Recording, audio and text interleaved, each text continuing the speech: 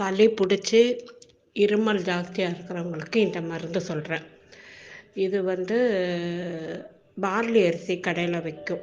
அந்த பார்லி அரிசியை வாங்கி நைட்டு ஊற வச்சுட்டு காலையில் எடுத்து குக்கரில் ஒரு 3-4 விசில் விட்டு அந்த தண்ணியை மட்டும் இருத்துக்கிட்டு அதில் ஒரு ஸ்பூன் தேன் கலந்து வெது வெதுன்னு குடிச்சிக்கிட்டு வந்தால் ஒரு 5-6 நாளில் அந்த இருமல் சளி எல்லாம் சரியாக போகும்.